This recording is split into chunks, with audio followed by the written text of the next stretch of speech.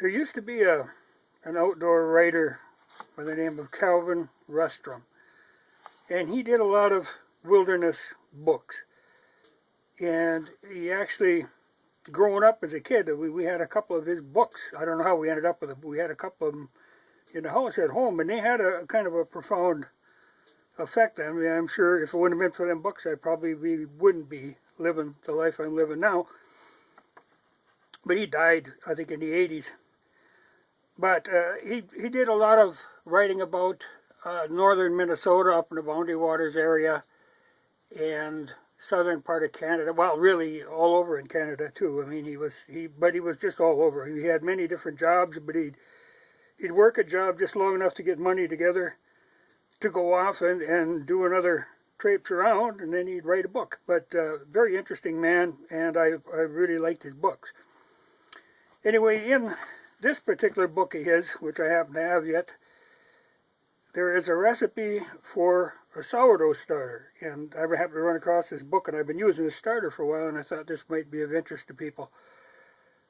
So I'm going to kind of explain the starter to you, and then I'll probably come back at a later date and do the recipes.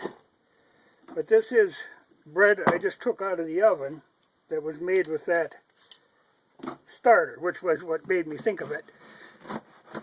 But it makes a nice bread, and this is actually, like I say, just out of the oven. And it's a kind of a good thing to know, how to make bread without having to have access to yeast. But I will explain what the starter is.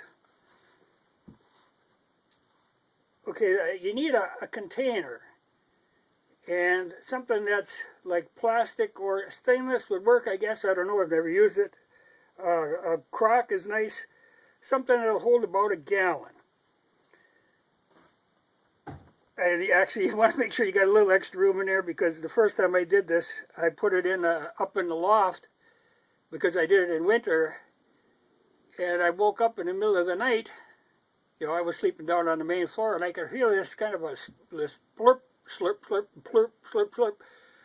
Well, here it turned out that stuff had got out of hand up in the loft. It was real warm, and it was bubbling over the bowl, splattering down on the floor, and the dog was licking it up. So give it a little room for expansion, because it will. But something like an ice cream bucket will work if you kind of keep an eye on it, or a Tupperware. But you don't want to seal it up. It's got to be able to breathe. But you need something about a gallon. Okay. Put in 3 pints of warm water. Now, this is warm, not hot. Just warm water. And a cup of buttermilk. Okay, then you dissolve 1 envelope of yeast in a half cup of water.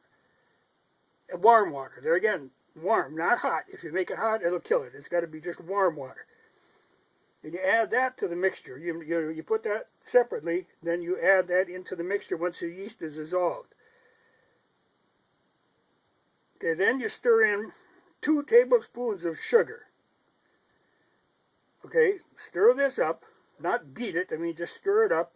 Then you stir in enough flour to make it the consistency of about like a pancake batter.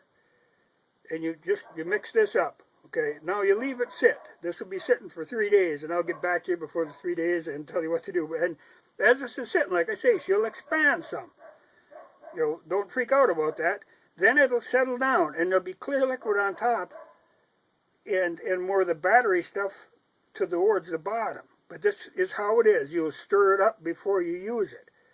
But that'll give you a start. And like I say, I'll get back and explain some of the other stuff about it. But that's how you actually get it started. And you can use this for making bread and bannock, biscuits, flapjacks. In fact, I did pancakes the other day, and I'll put that in here too. Dumplings. You can use it for a lot of different recipes. And when you make the recipes, you'll be adding either baking powder or baking soda, but like half of the amount that the recipe would normally call for. But we'll go into that later. This will get you to get the starter started, because it's got to sit for like 3 days. But like I say, this is a pretty good recipe. I've used this quite a little, and I like it. The one thing you'll have to learn, though, living with sourdough is like living with a pet. It does require care and feeding, but it's nice. It's nice to have your own method of doing it. But like I say, I'll get back.